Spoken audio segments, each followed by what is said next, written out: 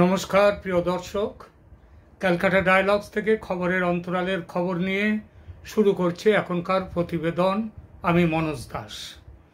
ঢাকার অন্তর্বর্তীকালীন অবৈধ সরকার অবৈধ ও অগণতান্ত্রিক পদ্ধতিতে দেশ থেকে চলে যেতে বাধ্য করেছে দেশের বৈধ প্রধানমন্ত্রী শেখ হাসিনাকে। শেখ হাসিনা বর্তমানে ভারতে আছেন, এটা সবাই জানেন। বাংলাদেশের সরকার তো অতি অবশ্যই জানেন। তো সেই শেখ হাসিনাকে খুঁজে বের করে তাকে গ্রেপ্তার করে বাংলাদেশ সরকারের কাছে পাঠিয়ে দেওয়ার জন্য ইন্টারন্যাশনাল পুলিশ বা ইন্টারপোলের কাছে দরখাস্ত করেছে বাংলাদেশের সরকার। দেশের আইন বিষয়ক উপদেষ্টা তথা অন্তর্বর্তী সরকারের বড় মাথা বা নাটের গুরু আসিফ নজরুল বিষয়টি দেখাশোনা করছেন। এই খবরটা পেয়ে বাজারে তো ছড়িয়ে দেওয়া হয়েছে এবং এই খবরটি পেয়ে উৎফুল্ল বাংলাদেশের বর্তমান সরকার ও তাদের সমর্থকরা তুমুল হল্লা তুলেছে। এবার হাসিনার রক্ষা নেই, ভারতও তাকে রাখতে পারবে না। ইন্টারপোল চাইলে নাকি ফেরত দিতে বাধ্য ভারতের সরকার। এর আগে শেখ হাসিনার বিরুদ্ধে ঢাকার ইন্টারন্যাশনাল ক্রাইম ট্রাইব্যুনালে 250-র মতো মামলা দেয়া হয়েছে। এই আদালত তাকে 18 নভেম্বর হাজির করার নির্দেশও দিয়েছে সরকারকে, বাংলাদেশের সরকার। তখন এক প্রস্থ খুব হইচই হয়েছিল বাংলাদেশে। বলা হয়েছিল এবারও রক্ষা আর নেই। আদালত ডাক দিয়েছে। কোন আদালত? যে আদালতের আগের বিচারকদের মেরে পিটিয়ে সরিয়ে দেওয়া হয়েছে, দিয়ে নতুন এক ঝাঁককে বিচারক পদে বসানো হয়েছে, সেই তারা। তো সেটা একটা জোর ঝটকা হয়েছিল, খুব হইচই। সেই ঝটকা এখন থিতিয়ে গেছে। যতদূর জানি ভারতের কাছে প্রত্যর্পণের জন্য কোনো সরকারিভাবে অনুরোধ পর্যন্ত বাংলাদেশের পক্ষ থেকে এখনো করা হয়নি, হবেও না। সে সাহস বাংলাদেশের এই শাসকের নেই। এবার শুরু হয়েছে ইন্টারপোল নিয়ে হইচই, মানে ইন্টারন্যাশনাল পুলিশ, আন্তর্জাতিক পুলিশ এসে হাসিনাকে ধরে আনবে। বাংলাদেশের 2-4টি ইউটিউব চ্যানেল তো শেখ হাসিনাকে জেলে প্রায় ভরে দিয়েছে এর মধ্যে। কিন্তু এই দলে কলকাতার এক চ্যানেলও যে এসে গেছে দেখে আশ্চর্য হতে হলো। হয়তো আরও আছে, তবে আমার চোখে একটা চ্যানেল পড়েছে, নামধাম করছি না। গ্রামের দিকে একটা কথা, গ্রামের দিকে খুব চলতো আগে। আমি গ্রামের মানুষ তো, এখনো চলে বোধহয়। কথাটা হলো, ওরে লেজ তুলে দেখ এড়ে না বক না। মানে যে বাছুর হয়েছে, বাছুরটা এড়ে না বক না, সেটা লেজ তুলে দেখ। তো সেই কথাটাই হলো এই উত্তেজনা দেখে। ওরে বাবা, এত উত্তেজনা হওয়ার আগে একবার দেখে নিলে তো ভালো করতে যে ইন্টারপোল কি বস্তু, সে এড়ে না বক না, একটু দেখে নিলে পারতে। দেখে নিতে পারতে ইন্টারপোলের এখতিয়ারটা কি আছে, ইন্টারপোল কোন অপরাধীদের ধরতে পারে, আর কাদের ধরার কাজ তাদের নয়, তাদের কাজ আদৌ ধরার আছে কি না সেটাও প্রশ্ন। আইনমন্ত্রী আসিফ নজরুল শুনেছি আইনের অধ্যাপক, ভারতের না, মানে Oxford of the east Dhaka, সেই ঢাকা ইউনিভার্সিটিতে, যেটা এখন বর্তমানে হাই মাদ্রাসা হয়ে গেছে, অক্সফোর্ড অফ দ্য ইস্ট নয়, তো সেখানকার নাকি তিনি আইনের অধ্যাপক। তা তেনার আইনের জ্ঞান যে এমন খারাপ ধারণায় ছিল না, মানে ধারণায় আনতে পারেনি। আরে মশাই, ইন্টারপোলের শরণাপন্ন হওয়ার আগে একবার তাদের ব্যাপারে জেনে টেনে তারপরে তো এগুলো পারতেন। এর জন্য আইনের মোটা মোটা বই পড়ার দরকার নেই। সোজা গুগল পণ্ডিতের কাছে যান, সার্চ করুন, সেখানে অর্ডার দিন, can Interpol arrest political persons, এই প্রশ্নের দুটো অংশ, একটা হচ্ছে ইন্টারপোল কি কাউকে অ্যারেস্ট করতে পারে, আর 2 নম্বর হচ্ছে যারা রাজনৈতিক ব্যক্তি তাদেরও কি অ্যারেস্ট করতে পারে। এই প্রশ্নের কি উত্তর আমি পেলাম সেটা বলি। আমার কাছে উত্তর এলো, no, Interpol cannot arrest political leaders because it is not a police agency. Interpol সেটা পুলিশ এজেন্সি নয়, and is prohibited from political involvement. রাজনৈতিকভাবে তারা কোনো কাজ করবে না। আরও কি বলা আছে? বলা আছে Interpol is an information service. ওরা ওই অ্যারেস্ট করার সার্ভিস দেয় না, তারা শুধু ইনফরমেশন সার্ভিস দেয় that provides law enforcement agencies with information on wanted individuals. অর্থাৎ কারোর নামে যদি আমরা কোনো দেশ যদি ইন্টারপোলের কাছে অভিযোগ করে সে কোথায় আছে তার ব্যাপারে ইন্টারপোল করবে কি, যদি তাদের এখতিয়ারে পড়ে তাহলে তাদের ব্যাপারে ইনফরমেশন তথ্য জোগাড় করে দেবে। It is not a police agency and cannot investigate. কি বুঝলেন? আশা করি এরপর আর ভেঙে বলতে হবে না। বুঝতে পারছি আপনার মনে প্রশ্ন জাগছে যে ইন্টারপোলের যদি এই কাজ না হয়, আরে ইন্টারন্যাশনাল পুলিশ তার যদি এই কাজ না হয় তাহলে তার কাজটা আসলে কি? এরা কাদের ধরতে পারবে? আদৌ কি ধরার কথা ওদের?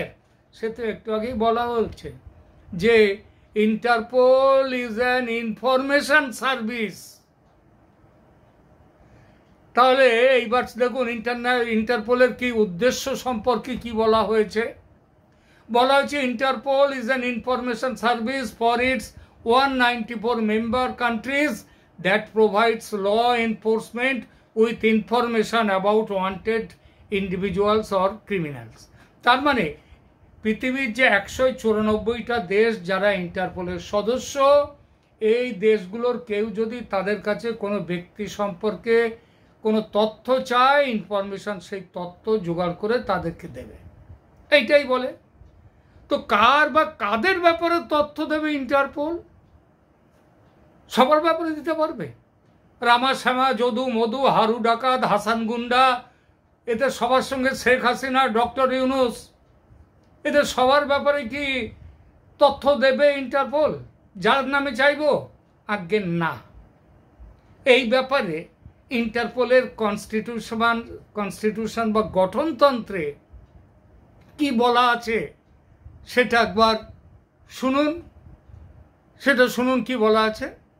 Article 3 of Interpol's constitution forbids the organization from engaging in political, military, religious or racial activities. তার মানে ইন্টারপোল গঠনতন্ত্রের 3 নম্বর ধারা অনুযায়ী এই সংস্থা রাজনৈতিক, সামরিক, ধর্মীয় বা জাতিগত কাজকর্মে হস্তক্ষেপ করতে পারবে না। ঠিক আছে? তো ইন্টারপোল কোনো দেশের কাছ থেকে কোনো ব্যক্তির বিষয়ে ব্যবস্থা নেয়ার যদি আবেদন পায়, সেই আবেদন পেলে কি করে? প্রথমে দেখে এটা তাদের অধিকারের মধ্যে পড়ে কিনা। যদি দেখে যে অধিকার নেই তাদের, তবে সেই আবেদন বাজে কাগজে ঝুড়ির মধ্যে তক্ষুনি ফেলে দেবে। আর যদি দেখে তাদের অধিকারের মধ্যে আছে বিষয়টি, তখন যার বিরুদ্ধে অভিযোগ তার নামে রেড নোটিশ জারি করবে, লাল সতর্ক বার্তা। এই রেড নোটিশ সব এটা কি বস্তু, এতে সম্পর্কে ইন্টারপোলের গঠনতন্ত্রে কি বলা আছে শোনো। Interpol issues red notices at the request of a member country to alert law enforcement agencies worldwide about fugitives.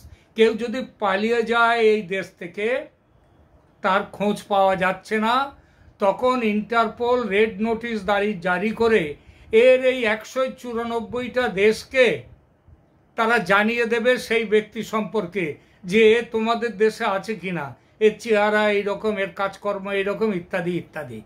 তোমরা থাকলে সেই খবরটা দাও। হাউএভার, এরপরে কি বলা আছে আবার, however Interpol cannot compel law enforcement to arrest someone who is the subject of a red notice। মানে ধরা গেল বাংলাদেশ থেকে পালিয়ে একজন ভেনিজুয়েলায় গিয়ে রয়েছে। এই ভেনিজুয়েলায় এই খবরটা ইন্টারপোল পেয়ে গেল যে বাংলাদেশ থেকে পালিয়ে সে ভেনিজুয়েলাতে গেছে। তাহলে সেখানে কি করবে? ইন্টারপোল কি ভেনিজুয়েলাতে ছুটবে, গিয়ে তাকে ধরবে, কিংবা ভেনিজুয়েলার সরকারকে কি বলবে যে তোমরা ওকে ধরো? বলতে পারবে? আগে সেটাও পারবে না। তার সে সম্পর্কে কি বলা আছে এরপরে? তাহলে কি করবে? তারা খবরটা দেবে যে দেশ তার খবর চেয়েছিল তাদেরকে, দিয়ে বলবে যে এইবার তোমরা দেখো তোমরা কি করতে পারবে। বুঝলেন? পলাতক ব্যক্তির বিরুদ্ধে তার মানে আবেদন জানালে ইন্টারপোল তার নামে রেড নোটিশ ইস্যু করবে, তারপরে সেই সবগুলো দেখবে টেকবে। এইবার তাদেরকে বললে, ধরা যাক বাংলাদেশ থেকে পালিয়ে ভেনিজুয়েলাতে গেছে, এবার সেখানে যাওয়ার তার খবর পাওয়া গেল অমুক জায়গায় আছে ভেনিজুয়েলাতে, তখন বাংলাদেশকে জানানো হলো।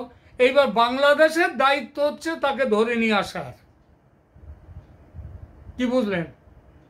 এইবার যদি দেখা যায় ভেনিজুয়েলার সঙ্গে যদি বাংলাদেশের বন্দি প্রত্যর্পণ চুক্তি যদি স্বাক্ষর থাকে, তাহলে ভেনিজুয়েলাকে বললে ভেনিজুয়েলা হয়তো ফেরত পাঠাবে, হয়তো। তাও যে ফেরত পাঠাবে তার কোনো মানে নেই। এই হচ্ছে গল্প। এইবার বাংলাদেশের বর্তমান সরকারের মতো সরকারেরা যেসব দেশে আছে, তারা যে বিরোধীদের অন্যায়ভাবে হেনস্থা করার জন্য ইন্টারপোলের ছক কষে থাকে, সে খবর ইন্টারপোল জানে। আর জানে বলেই বলা আছে, it is observed that some countries take opportunity to criminalize their political opponents through Interpol, and those countries are criticized for using Interpol to pressure or persecute political enemies in exile। মানে দেশ থেকে চলে গিয়েছেন কোনো political person, বিদেশে আছেন, এবং Interpol জানেন যে বিদেশে যারা আছেন এবার দেশ থেকে চলে গিয়ে বা পালিয়ে গিয়ে যেভাবেই হোক, তো তাদের বিরুদ্ধে তাদের আগের যে দেশের অরিজিনাল বাসিন্দা, সেই দেশ তাদের বিরুদ্ধে ব্যবস্থা নেবে। কিসের জন্যে? তাদের পলিটিক্যাল বিরোধিতা আছে বলেই তাদের বিরুদ্ধে ব্যবস্থা নেবে। এটা ইন্টারপোল জানে। সেই জন্যে ইন্টারপোলের সনদে এই সমস্ত দেশের ব্যাপারে কিন্তু সাবধান বাণী বলে দেয়া আছে, those countries are criticized for using Interpol to pressure or persecute political enemies in exile। সুতরাং ইন্টারপোল ভারত থেকে শেখ হাসিনাকে ধরে নিয়ে বাংলাদেশের হাতে তুলে দেবে বলে যাদের আহ্লাদের আর সীমা নাই, তারা হয় পুরোপুরি আবাল, মাথায় কিছু নাই, নয় পাগল। সেই পাগল আবার ধেড়ে পাগলও হতে পারে, সে আনা পাগল যাকে কয়। আর যে দেশের আইনমন্ত্রী এমন কথা বলে, সেই আইনমন্ত্রীকে ওই উপদেষ্টা পরিষদ না মন্ত্রী পরিষদ সেখানে না রেখে তাকে অবিলম্বে পাগলাগারদে পাঠানো উচিত। কারণ সে লেখাপড়া অন্তত পরীক্ষা দেওয়া পাশ করে নাই, সে টুকিয়া পাশ করিয়াছে, নইলে এই বুদ্ধিটুকু তার নাই। আর তাহলে কি করে অবশ্য অধ্যাপক হলো? অনেক রকমই অধ্যাপক হওয়া যায়, সুতরাং সেটা নিয়ে আর আলোচনা করার দরকার নেই। বর্তমানে বাংলাদেশে ধান্দাবাজ শিয়ানা পাগলদের রাজত্ব চলছে, তাই আসিফ নজরুল বাইরে আছেন। তার জন্য বড় পাগলখানার দরকার। মনে হয় তেমন পাগলখানা বাংলাদেশে নেই, তবে ভারতের রাঁচিতে আছেন। বলেন তো, সেখানে আসিফ নজরুল সাহেবের জন্য একটা সিট বুক করছি, ভিসা পেতে অসুবিধে হবে না, সেটুকু ব্যবস্থা করার ক্ষমতা আছে আমার। আসবেন নাকি? আসিফ নজরুল সাহেব। হ্যাঁ, আপাতত এখানেই থামছি, দেখা হবে পরের প্রতিবেদনে। তবে যাওয়ার আগে একটা ছোট্ট অনুরোধ আপনার কাছে, ছোট কিন্তু আমার কাছে অনুরোধটা বড়। এখনো আমার চ্যানেলকে সাবস্ক্রাইব না করে থাকলে প্লিজ সাবস্ক্রাইব করুন আমার চ্যানেল ক্যালকাটা ডায়ালগস, লাইক দিন, মতামত জানান, শেয়ার করুন। ধন্যবাদ।